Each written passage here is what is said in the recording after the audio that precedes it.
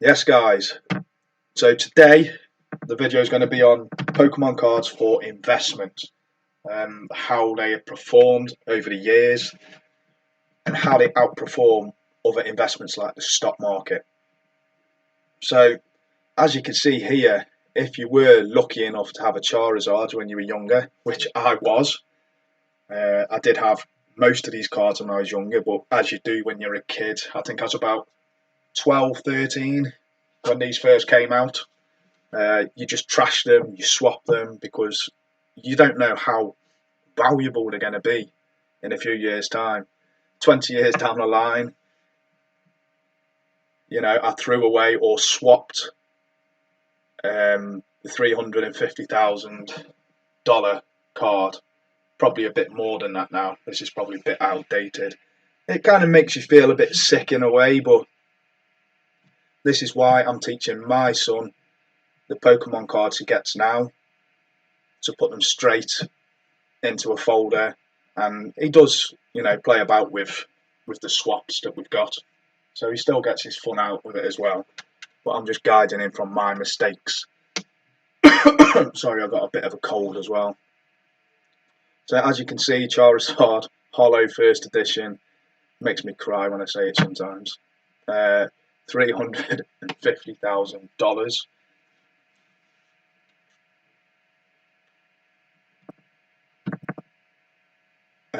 Let me know down in the comments if you were lucky enough to have one of these when you were younger as well.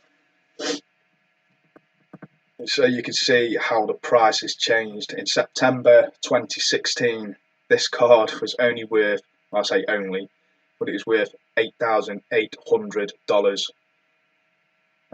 If you sold it back then, again, you'd be feeling a bit sick because of how the price increased. 2018 went up to 27,000. Now this is a PSA 10. I'll take you through the other gradings in a minute. $36,000 there. Last year, $295,000.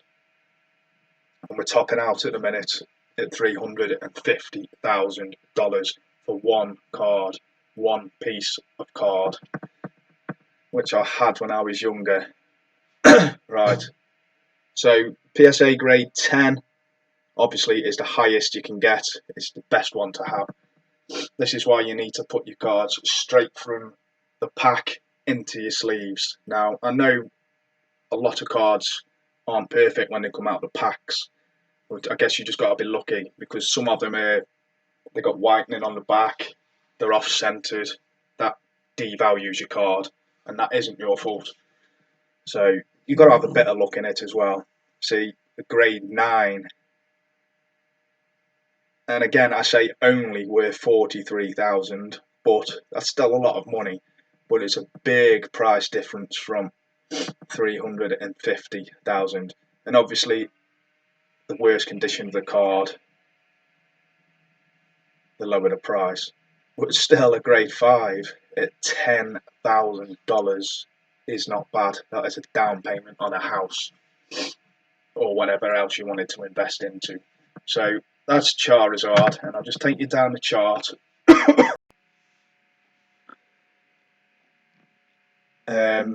In population that the PSA have graded of these cards, there is 121. Now there will be a few more out there that haven't been sent off to get graded, but there's 121 that they know of. As you can see, it's not the rarest card, it's just the most sought after Charizard. I'm not sure I had this one, Louisia. I'm not really sure what card that one was. Let's have a look. No, I don't think I had that one. But as you can see, there is only 41 of these cards that are known about, which is less than Charizard. But it's worth a lot less money than Charizard. Because Charizard is more popular, obviously. Again, this card, the gradings, there's a $70,000. Sorry, I'm struggling to say dollar because I'm from England, and this is in dollars. $70,000 difference in price between PSA grade 9 and PSA grade 10, which is why you need to keep your cards in good condition. The Japanese, that's a Japanese one.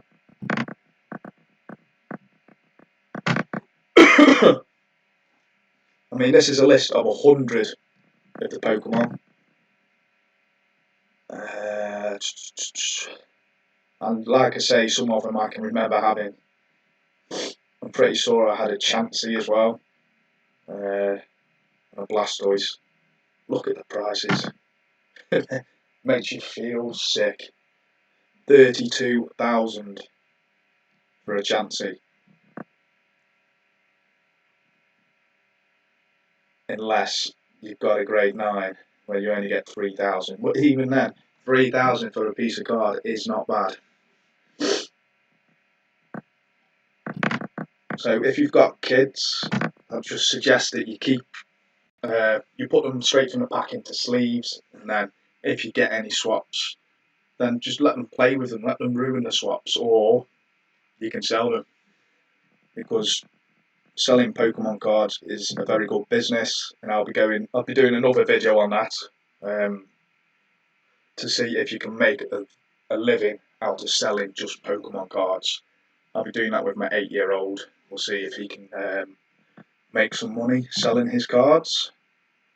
I'm just trying to get him into business. He's only 8, but they don't teach this stuff at schools, so you've got to get it into him. Zapdos is going for $9,000. Pikachu, first edition with the red cheeks. I'm even pretty sure I had one of these as well, which I'm guessing most people my age would have had, because it would have been a fairly common card.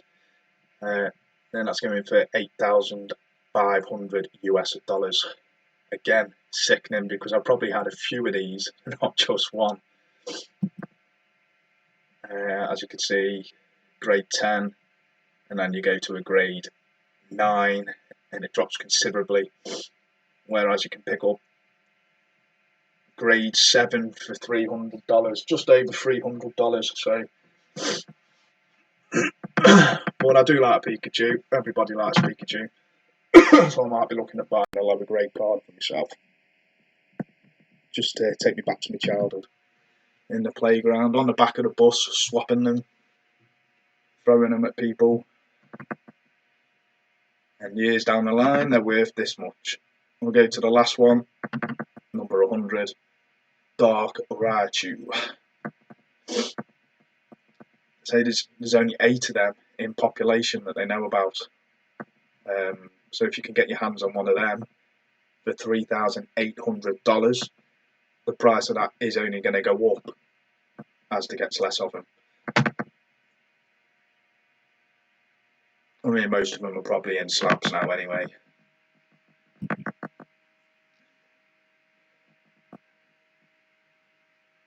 Grade 10. I'm not sure what's going on with this chart. Surely there were a couple of them graded before last year. But grade 6 you can pick up for $54. So we'll go to Pokemon price. Now this is for the base set, the first edition. This is if you had the whole collection. This is what it's worth. Which again, I'm pretty sure I had most of them anyway. 2016, you could have sold it for $13,000. It went pretty flat. 2018 was $88,000, and it was flat again. It was flat until it took a dip in April 2020, $84,000, and then it just went on a rocket to the moon, $200,000.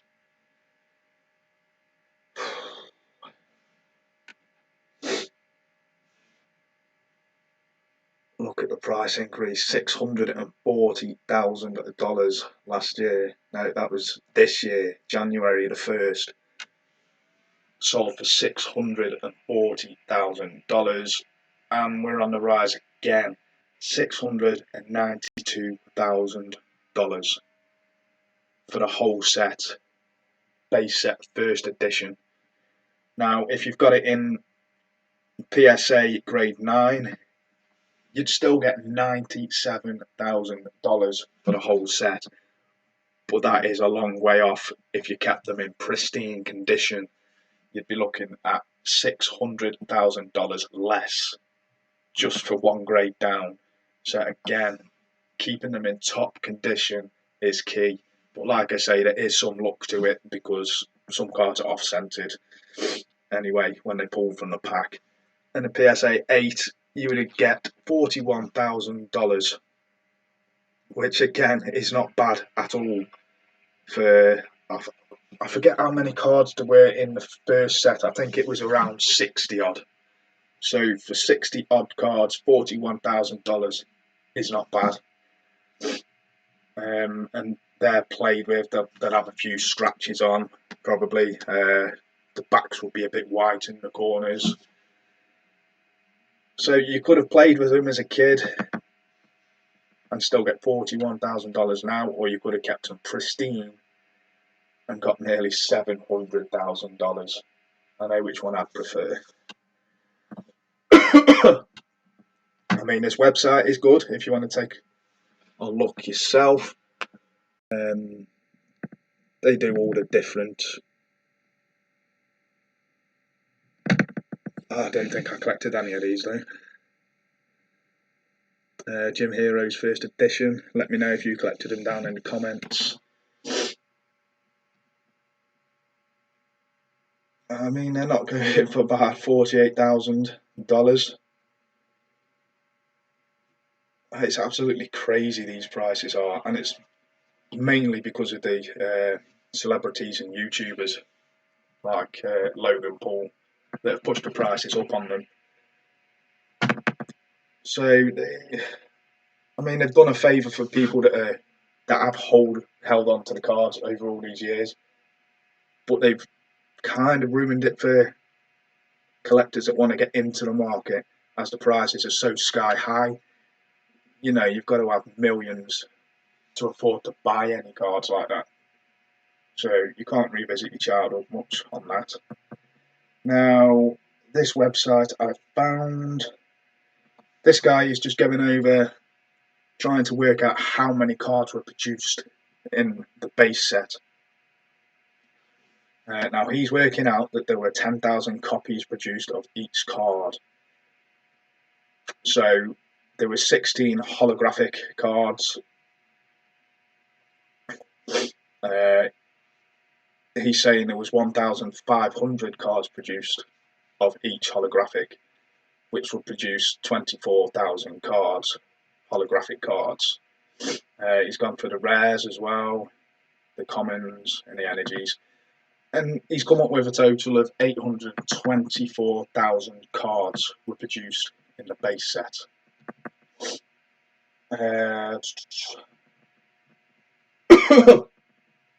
Based on his estimation, there would have been a total of 800 first edition cards available to collect. What were the chances of getting a first edition Charizard? Charizard being number 4 would have fallen into a holographic category, making it among the rarest of cards. Based on that category and my own volume table, I estimate there will be around 1,500 first edition Charizards. So he's predicting there's only 1,500 Charizards ever printed. The PSA has received 1,071 Charizard cards for appraisal. So they know that there's at least 1,071 Charizards out there because people have gone to get them appraised. 95 were given a grade 10.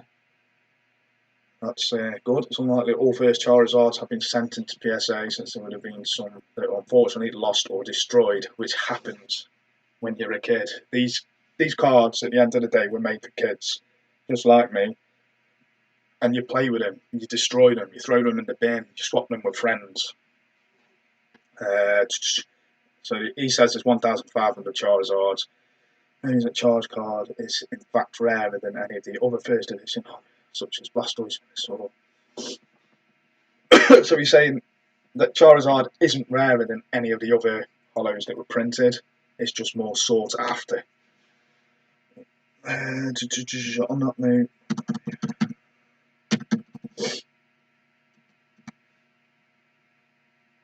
which is making it a reasonable number. When you hear some news that a card 15 or 20 years ago is now worth thousands, you're going to go check your attic. Well, I checked my attic and I haven't got my cards. There'll be roughly a 0.182 chance in you getting your first edition Charizard. Now he's highlighted the maths of it here. So he's put number of first edition Pokemon cards was 824,000. Number of first edition Charizards 1,500. So he's worked out that the chance is 0.182% chance that you would have pulled a Charizard. How many packs and how much statistically? Now that we know the chance of getting a first edition Charizard overall, we can calculate how many packs of Pokemon cards would have been needed to pull it. There are 11 cards to a pack in the earlier time. In the later edition, there would have been 10 per pack, meaning there was a 2% chance per pack to get a Charizard, which isn't bad. 2% means you would need to buy 50 packs of cards to statistically guarantee yourself a Charizard. Okay, so that's not bad either back in the day. You probably need more than that to pull the Pikachu today. You probably need, 2,000 packs for me. I've been trying to get that Pikachu VMAX and I still can't get it. Been trying for ages. Now he's looking at the price of the cards back in the day, and he's settled with £3.50. I think they were about that. But back then, £3.50 was, quite a bit more than £4 pack of cards today. Obviously, with inflation, 50 packs of Pokemon cards at £3.50 each pack would have come to £175. So what he's saying there is, you statistically, you would have had to spend £175 to get a Charizard. So if you go back in time, yep. Was it a good investment? While turning £175 into £260,000 in the space of 20 years is definitely a good investment. I definitely agree with him there. Has it outperformed the stock market? Let's have a look.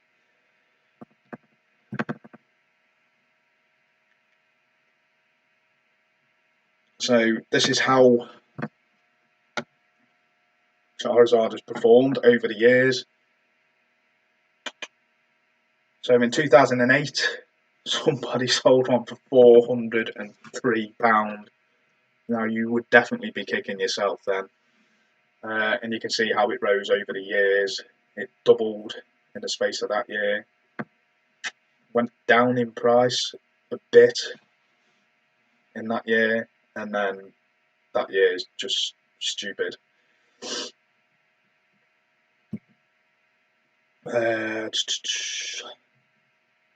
So I'm not sure how many of you are stock market investors or know about the stock market, but it's where big investors just go and put their money and leave it for years and years and years to accumulate wealth.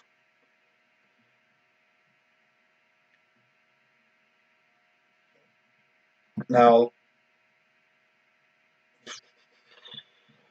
above stocks. So for the same price of one Charizard, you could have brought all these 704 stocks of Apple, 238 of Netflix, 2,600 of Monster, and 0.23 of the S&P 500. which is stock market. And it gives here a table of how these investments have grown over the time. So they all start off here.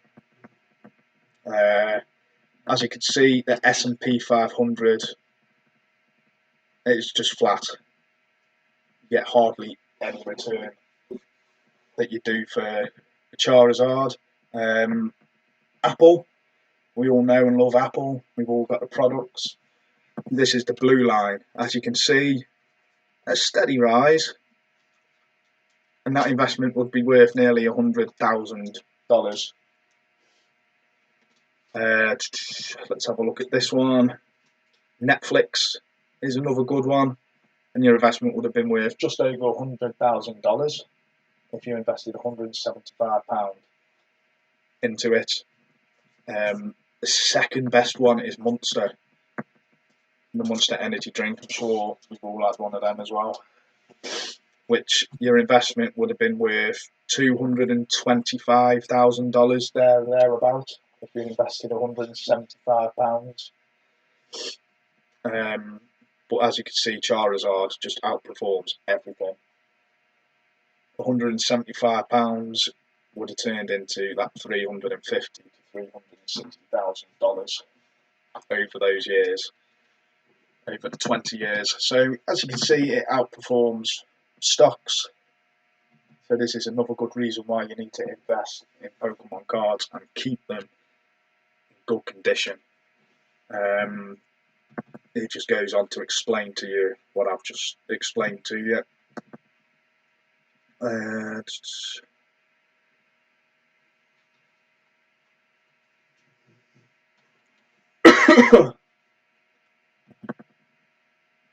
So that's a good example of how Pokemon cards are an investment.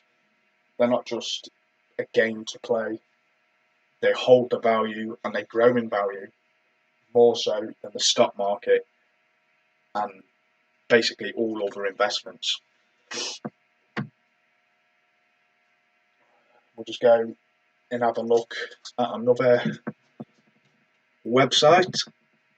I mean, you can use all these websites yourself. They are really good, really handy if you're looking at this side of things, like the investment side, how they hold the value, how they gain value. Pokemon cards are selling so well, the Pokemon company is rushing to print more. Now, this here might not be good news for future investments in the newer cards that are coming out now.